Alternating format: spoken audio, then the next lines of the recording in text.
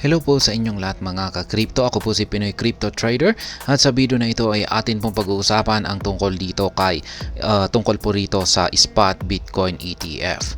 Kung saan ay meron daw pong dalawang BTC price scenario dito na kailangan po nating paghandaan. Yan, bago ang ETF approvals. Pero yan, bukas na po yan. Ang ETF approval, January 10, yan na po ang kanyang deadline. At ayan, bago po tayo magpatuloy ay nais ko lamang po munang bigyang linaw ang aking disclaimer kung saan ang nilalaman po ng video na ito ay hindi po ito isang financial advice. For education and information purposes lamang po ang layunin nito. Maliban po dito ay nais ko na rin pong magbigay babala na wala pong kahit anumang group chat ang Pinoy Crypto Trader. Ayan, the anticipation of a spot Bitcoin ETF product has triggered a revival in BTC's price, necessitating preparation for two crucial scenarios that may play out ahead of potential approvals. Kaya ayan, marami na pong nag-aabang dito sa approval ng spot Bitcoin ETF na ito. At mukhang ito ang muling bumuhay sa presyo ni Bitcoin. Sa mga hindi po pala nakakaalam ay ang spot Bitcoin kapag na-approve po ang spot Bitcoin ETF bukas, ayan, January 10, yan na po yung kanyang deadline, ay marami pong mga market analysts ang nagsasabi na magdudulot po ito ng bullish impact sa presyo ni Bitcoin at sa buong crypto markets. Kaya yan, hindi lamang po si Bitcoin ang makikinabang dito, kundi lahat po ng mga cryptocurrencies ay sasabog na rin. Yan, magkakaroon po sila ng mga price surges. Pero kung pag nangyari po rito ay nagkaroon po ito ng pag-deny, ayan, or na-disapprove yung application ng mga spot Bitcoin ETF ay babagsak po yung mga presyo ng mga cryptocurrencies. Kaya yan po yung sinasabi ng mga crypto analyst.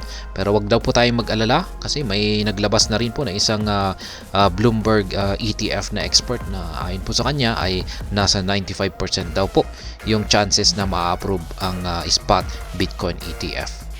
Kaya yan, ang sabi po rito ay despite the latest comment on recent filed S-1 and S-3 amendments, industry experts remain optimistic that the United States Securities and Exchange Commission will approve the investment products this week. In light of this, crypto analytics platform CryptoQuant shared two price scenarios that may play out for Bitcoin while advising the community on how to respond. Kaya ayan, ang naglabas po sa dalawang presyo raw na ito, price scenario, ay ang analytic platform na si CryptoQuant. Current data insight shows Bitcoin is trading at a price and market capitalization of $46,622.41 and $913.2 billion, marked by a 6.13% growth in 24 hours.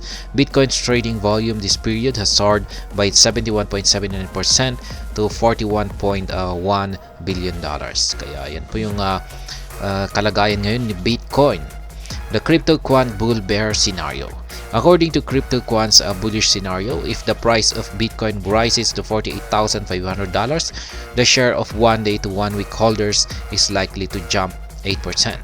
The analytics platform noted that this will indicate an overheated market that will reinforce an imminent correction. Kaya yan.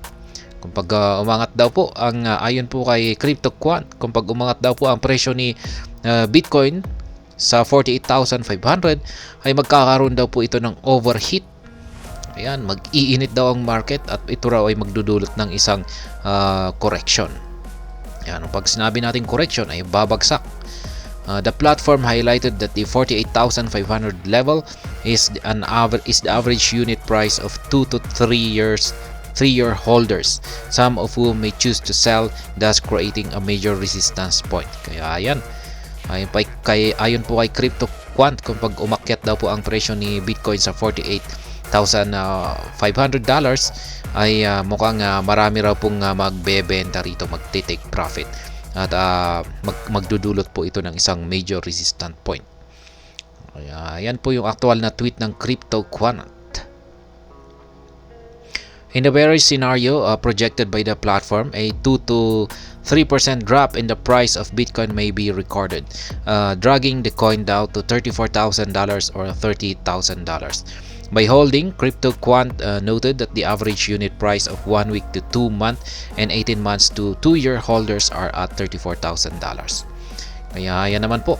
Kapag ang bearish scenario daw po ang nangyari dito, ayon kay CryptoQuant ay posible pong bumagsak ang market price ni Bitcoin ng 2 to 30%. Equivalent po niyan ay maaring bumagsak po siya sa presyong hanggang 34,000 or $30,000.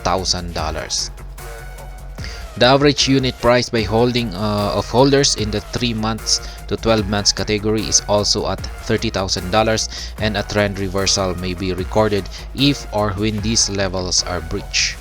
Risk management advocacy. In its guidance to the public, CryptoQuant underscored the imminent approval of its spot Bitcoin ETF, a development which, if achieved, will usher in a lot of risk amid growing uncertainty. The analytic platforms noted that taking on the upcoming risk is unnecessary. Despite the current bullish predictions about Bitcoin, there is a slight chance the spot Bitcoin ETF product may be disapproved. If this happens, the volatility that will enter the market is bound to be enormous, and traders need to properly manage their risk well. Kaya yan na nga, yung sinabi ko kanina ay pwede na rin pong ma-disapprove ang spot Bitcoin ETF. Kaya dapat ay maski mababa yung chances na madi-disapprove ito, ay kailangan ay paghandaan pa rin natin, kasi may chance pa rin yan, maski maliit ay may chance pa rin yan na ma-disapprove. Kaya yan, pero maganda po talaga kung sasabog ito. Marami po talagang kikita, kahit ano pang crypto yung hawak mo na yan ay makikinabang yan sa approval ng spot Bitcoin ETF.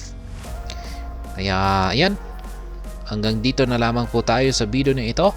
Sana po ay inyong nagustuhan ang aking paliwanag dito. Kung inyo po itong nagustuhan, ay pakiclick lamang po ang like button nito. Para naman po sa mga bago lamang dito, kayo po ay aking inaanyayahan para mag-subscribe. Pakiclick na rin po ang bell icon nito, dahil ito po ang siya magsisilbing notification nito sa mga bago kong videos na akin pong ina-upload sa aking YouTube channel na ito.